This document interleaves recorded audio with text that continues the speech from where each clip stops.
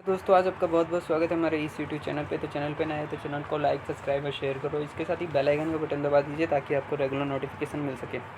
तो आज की इस वीडियो में हम लोग पढ़ेंगे बहुत ही इंटरेस्टिंग और शानदार टॉपिक, जो कि अपने आप में एक बहुत ही इंपॉर्टेंट है। आने वाले टाइम एग्ज़ाम में आपसे ये पूछा जा सकता है इस चैप्टर से रिलेटेड कुछ भी। तो ज़्यादा समय न खराब करते हुए शुरुआत करते हैं आज का ये टॉपिक। सामाजिक असमानता, विषमता एवं बहिष्कार के स्वरूप। सबसे पहले हमें समझना होगा कि ये समाज शब्द से बना है। असमानता, प्लस समानता, मतलब समाज में पूर्ण रूप से समानता नहीं मिल रही, इसलिए विषमता एवं बहिष्कार। बहिष्कार का मतलब होता है किसी चीज़ से बेदखल कर देना, समाज से बेदखल कर देना। ठीक है, जैसे आपने सुना होगा कि बाप होता है बेटे की जायदाद को बेदखल कर देता है बेटे को, तो सेम चीज़ है। स्वरूप मतलब किसी चीज़ के बारे में विस्तृत रूप से चर्चा करना क्या कहलाता है, उसका स्वरूप कहलाता है। किसी चीज़ को विस्तृत रूप से जानना, समझना, या क्या कहलाता है, स्वरूप कहलाता है। तो आइए हम लोग शुरुआत करते हैं। सामाजिक असमानता क्या होती है, सबसे पहले ये समझते हैं। सामाजिक असमानता एवं बहिष्कार हमारे दैनिक जीवन में प्राकृतिक व वास्तविकता है। प्रत्येक समाज में हर व्यक्ति की सामाजिक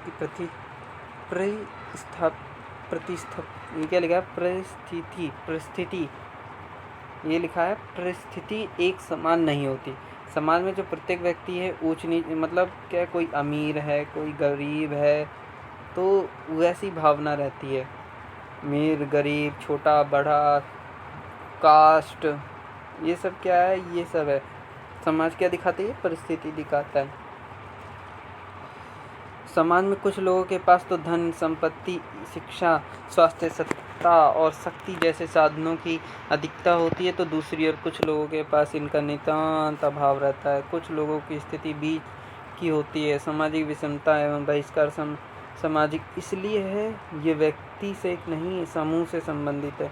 ये व्यवस्थित व संरचनात्मक हैं। ये आर्थिक नहीं, सामाजिक साधनों को 3 रूपों में विभाजित किया जा सकता है। भौतिक संपत्ति एवं आय के रूप में, आर्थिक पूंजी, प्रतिष्ठा व शैक्षणिक योग्यता के रूप में, सांस्कृतिक पूंजी, सामाजिक संगतियों व संपर्कों के जाल के रूप में, सामाजिक पूंजी, सामाजिक विषमता, सामाजिक संसाधनों तक आसमान पहुंच की पद्धति सामाजिक विषमता कहलाती है। सामाजिक स्त्रीकरण वह व्यवस्था जो एक समाज के अंतर्गत पाए जाने वाले समूहों को ऊंच नीच या बड़े छोटे के आधार पर विभिन्न स्तरों में बट जाना ही सामाजिक स्त्रीकरण कहलाता है। स्त्रीकरण सामाजिक के 3 प्रमुख सिद्धांत है। स्त्रीकरण सामाजिक के 3 प्रमुख सिद्धांत है। ये 6 नंबर के क्वेश्चन में आपसे पूछा जा सकता है। बोर्ड के एग्जाम में 4 नंबर के उसमें पूछ सकता है, MCQ के पेपर में पूछ सकता है अगर कंपटीशन की तैयारी कर रहे हैं। सामाजिक स्त्रीकरण व्यक्तियों के बीच विभिन्नता की एक प्रक्रिया है, कार्य नहीं बल्कि समाज की विशिष्टता है। सामाजिक स्त्रीकरण पीढ़ी दर पीढ़ी बना रहता है। सामाजिक स्त्रीकरण को विश्वास या विचारधारा द्वारा समर्थन मिलता है। पूर्वाग्रह एक समूह के सदस्य द्वारा दूसरे समूह के बारे में पूर्व कल्पित विचार या विश्वास को पूर्वाग्रह कहते हैं। जैसे यहूदी और मारवाड़ी कंजूस होते हैं। पूर्वाग्रह अपरिवर्तनीय, कठोर व रूढ़िवादी धारणाओं पर आधारित होते हैं।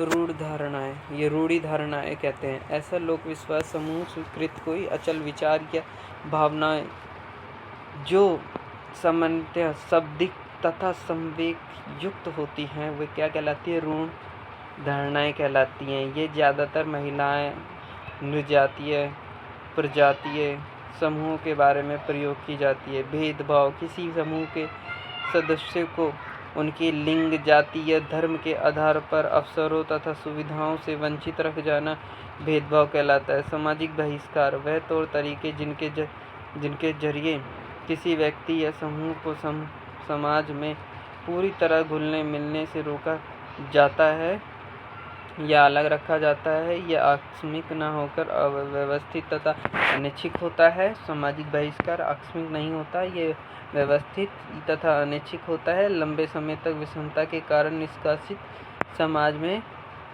प्रतिशोध व घृणा की भावना पैदा हो जाती है, जिस कारण निष्कासित समाज अपने आप को मुख्य धारा से जोड़ने की कोशिश नहीं करते, जैसे दलित, जनजातीय समुदाय, महिलाएं तथा अन्यथा सक्षम लोग। जाति एक भेदभावपूर्ण व्यवस्था है। जाति प्रथा जन्म से नहीं निर्धारित होती, न कि उस मनुष्य की क्या स्थिति है। जाति व्यवस्था व्यक्तियों की व्यवसाय निर्धारित करती है। सामाजिक व आर्थिक परिस्थिति एक दूसरे को अनुरूप होती है। अस्पृश्यता, आम समझते हैं अस्पृश्यता क्या होता है। अस्पृश्यता आम बोलचाल में छुआछूत को कहा जाता है। धार्मिक एवं कर्मकांडीय दृष्टि से शुद्धता व अशुद्धता के पैमाने पर सबसे नीचे जाने वाली जातियों को विरुद्ध कठोर सामाजिक दंडों का विधान किया जाता है। इसे अस्पृश्यता कहते हैं। अस्पृश्यता शब्द का प्रयोग ऐसे लोगों के लिए किया जाता है जिन्हें अपवित्र, गंदा, अशुद्ध माना जाता है। ऐसे लोगों को कुआं, मंदिरों और सार्वजनिक स्थानों पर प्रवेश निषेध है। गांधी जी ने इन लोगों के लिए हरिजन शब्द का प्रयोग किया था, किंतु आजकल दलित शब्द का प्रयोग किया जाता है। दलित का शाब्दिक अर्थ है पैरों से कुचला हुआ। भारतीय संविधान के अनुसार जाति अस्पृश्यता निषेध है। महात्मा गांधी, डॉक्टर अंबेडकर और ज्योतिबा फुले ने अस्पृश्यता निवारण की दिशा में उल्लेखनीय कार्य किया। अस्पृश्यता के आयाम: अपवर्जन व बहिष्कार, पेयजल के सामान्य स्रोत में पानी नहीं लेने दिया जाए, सामाजिक उत्सव समारोह में भाग नहीं ले सकते, धार्मिक उत्सव पर ढोल नगाड़े बजाना, अनादर व अधीनता सूचक, टोपी या पगड़ी उतारना, जूतों को उतार कर हाथ से पकड़ ले जाना, सिर झुकाकर खड़े रहना, साफ या चमचमाते हुए कपड़े न पहनना।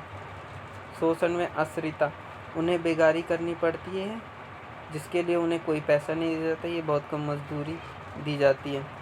दलित वे लोग जो निचली पायदान जाति व्यवस्था तथा शोषित दलित कहलाते हैं। समाज में दबे कुचले हुए लोगों को भी क्या कहलाते हैं? दलित कहलाते हैं। जातियों व जनजातियों के प्रति भेदभाव निपटाने के लिए राज्य द्वारा उठाए गए कदम। अनुसूचित जाति व जनजाति के लिए राज्य व केंद्रीय विधानमंडल में आरक्षण। ये देखो आरक्षण आ गया। आरक्षण, जो जाति अमीर है मगर क्या नीची जाती है, उसे आरक्षण दो, और जो जाति ऊंची है मगर गरीब है, उसे आरक्षण ना दो। कहने का अभिप्राय जनरल है, जनरल कैटेगरी गरीब, कुछ लोग 100 फॉर्म भरा, 100 में से 70 बच्चे गरीब हैं तो उनसे 1000 रुपये लिए जाएंगे। वहीं एससी का बच्चा है, 100 फॉर्म निकले हैं, 80 बच्चे अमीर हैं तो उनसे पैसे नहीं लिए जाएंगे। ये क्या दर्शाता है? ये भारतीय लोकतंत्र की नीति दर्शाता है। ये इकोनॉमिक कंडीशन पे हमें देना चाहिए, जाति धर्म के आधार पे नहीं देना चाहिए आरक्षण। आइए आगे हम पढ़ते हैं। सरकारी नौकरी में आरक्षण, अस्पृश्यता अपराध 1955 आज की डेट में सरकारी नौकरी लेने के लिए लोग क्या करते हैं? 4-4 हज़ार रुपये में क्या बनता है? सर्टिफिकेट बन जाता है डुप्लीकेट। लोग क्या करते हैं? उसको बनाते हैं। सरकारी आरक्षण, सरकारी नौकरी में आरक्षण। अभी आपने पीछे देखा होगा ओबीसी के लिए हो रहा था जाट आंदोलन कि हमें भी ओबीसी, हमें भी रखो। तो सेम चीज़ यही चीज़ समझाने की कोशिश कर रहा है। इकोनॉमिक कंडीशन पे हम लोगों को देना चाहिए जिसे वाकई में ज़रूरत है। बेटा अब एक चीज़ और डेफिनेशन देना चाहूँगा, मैं आपको समझाने की कोशिश करूँगा। बाप IAS है, पिताश्री उनके IAS है सपोज दैट, ठीक है। माँ IPS ऑफिसर है, IRS मान लेते हैं। बेटा पढ़ाई कर रहा है, बेटे को पैसे की क्या ज़रूरत है, लेकिन उसने फिर भी ये SC से बने हैं, फॉर्म, ठीक है बेटा। भी एससी हुआ, इसे क्या जरूरत है आरक्षण की, अब मुझे बताओ। 1850 का, चलो आगे बढ़ते हैं। 1850 का जातीय निर्योग्यता निवारण अधिनियम, अनुसूचित जाति व अनुसूचित जनजाति अस्पृश्यता उन्मूलन कानून, उच्च शैक्षणिक संस्थानों में 93वें संशोधन के अंतर्गत अन्य पिछड़े आरक्षण देना। ये मानता हूँ उस टाइम पे आरक्षण देने की ज़रूरत थी, बट आज की डेट में लोगों को आरक्षण दो इकोनॉमिक कंडीशन के आधार पे, इकोनॉमिक कंडीशन के आधार पे दो आरक्षण। वो नहीं हो रहा है तो आरक्षण हटा ही दो, क्योंकि असल में जिन्हें मिलना चाहिए उन्हें आरक्षण नहीं मिल रहा है। गैर सरकारी प्रयास व सामाजिक आंदोलन, स्वाधीनता पूर्व ज्योतिबा फुले, पेरियर, सर सैयद अहमद खान, डॉक्टर अंबेडकर, महात्मा गांधी, राजा राम मोहन राय आदि का महत्वपूर्ण योगदान रहा है। उत्तर प्रदेश में बहुजन समाज पार्टी, कर्नाटक में दलित संघर्ष समिति, विभिन्न भाषाओं के साहित्य में योगदान, अन्य पिछड़ा वर्ग, सामाजिक शैक्षिक रूप से पिछड़ी जातियों के वर्ग को अन्य पिछड़ा वर्ग कहा जाता है। इसमें सेवा करने वाली शिल्पी जातियां के लोग शामिल हैं। इन वर्गों की प्रमुख विशेषता कहते हैं संस्कृति, शिक्षा और सामाजिक दृष्टि से इनका पिछड़ापन है। ये वर्ग ना तो अगड़ी जाती है ना ही पिछड़ी जाती है में आती है। काका साहेब कालेकर की अध्यक्षता में सबसे पहले पिछड़े वर्ग आयोग का गठन किया गया था। आयोग ने अपनी रिपोर्ट 1953 में सरकार को सौंप दी थी। 1979 में दूसरा पिछड़ा वर्ग आयोग, मंडल आयोग गठित किया। आज अन्य पिछड़े वर्गों के बीच भारी विषमता देखने को मिलती है। एक तौर तो ओबीसी का वह वर्ग जो धनी किसान है, तो दूसरी ओर गरीब रेखा से नीचे जीवन यापन कर रहा दूसरा वर्ग है। ज़्यादा नीचे आ गया। भारत में जनजातीय जीवन, भारतीय समाज के अनुसार निर्धनता, शक्तिहीनता व सामाजिक लांछन से पीड़ित सामाजिक समूह है। इन्हें जनजाति भी कहा जाता है। जनजाति का प्राय वनवासी या और आदिवासी, ये एक और कह सकते हैं आदिम भी कह सकते हैं। इन्हें क्या कह सकते हैं? आदिम। आदिम भी कह सकते हैं। आंतरिक उपनिवेशवाद, आदिवासी समाज के प्रगति के नाम पर आंतरिक उपनिवेशवाद का सामना किया।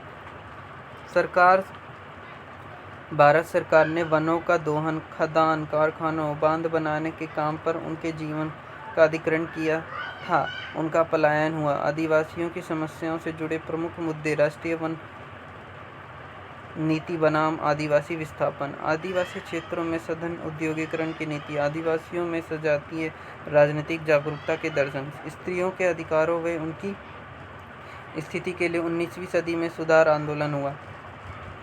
स्त्री पुरुष में असमानता सामाजिक है, न कि प्राकृतिक। यदि स्त्री पुरुष प्राकृतिक आधार पर असमान है तो क्यों नहीं कुछ महिलाएं समाज में शीर्ष स्थान पर पहुंच जाती हैं। दुनिया ये देश में ऐसे भी समाज हैं जहां परिवारों में महिलाओं का सत्ता व्याप्त है, जैसे केरल में नायर परिवार में और मेघालय की खासी जनजाति। यदि महिला जैविक या शारीरिक आधार पर अयोग्य समझी जाती हैं तो कैसे ये सफलतापूर्वक कृषि तौर पर व्यापार को चला पाती हैं।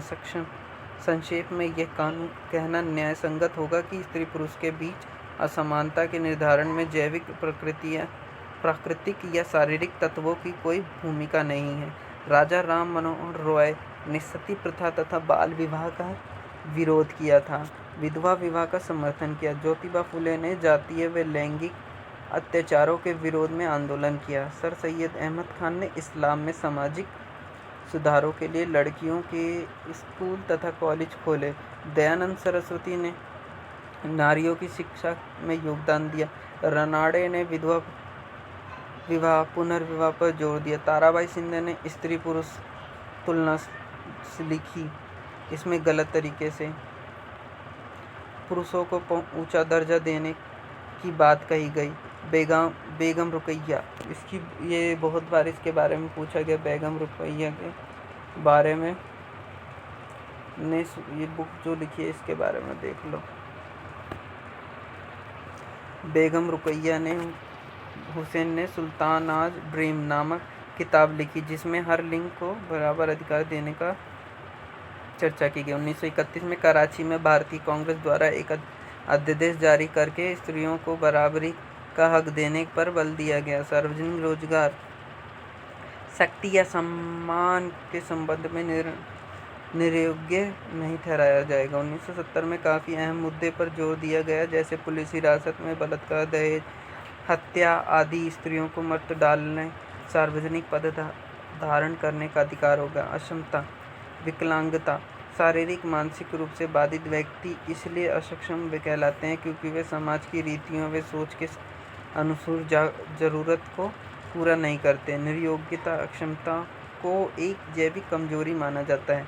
जब कभी किसी असक्षम व्यक्ति के समक्ष कई समस्याएं खड़ी होती हैं तो ये मान लिया जाता है कि समस्याएं उनकी बाधा या कमजोरी के कारण उत्पन्न हुई है। असक्षम व्यक्ति को हमेशा शिकार यानी पीड़ित व्यक्तियों के अपने प्रत्यक्ष ज्ञान से जुड़ी है।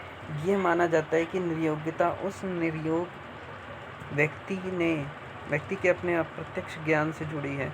निर्योग्यता तथा गरीबी के बीच काफ़ी निकट संबंध देखा गया है, क्योंकि गरीबी के कारण ही माताएं कुपोषण का शिकार होती हैं और दुर्बल व अविकसित बच्चों को जन्म देती हैं, जो बड़े होकर विकलांग लोगों की संख्या में बढ़ाते हैं। सरकार इनके लिए विभिन्न कार्यक्रम करती है, जैसे शिक्षा, रोजगार, व्यावसायिक आदि। तो आशा करता हूँ मेरी आज की इस वीडियो में आपको काफ़ी कुछ समझ में आया होगा। इसके साथ ही नेक्स्ट टॉपिक में मिलेंगे नेक्स्ट टॉपिक के साथ। तब तक के लिए जय हिंद, जय भारत।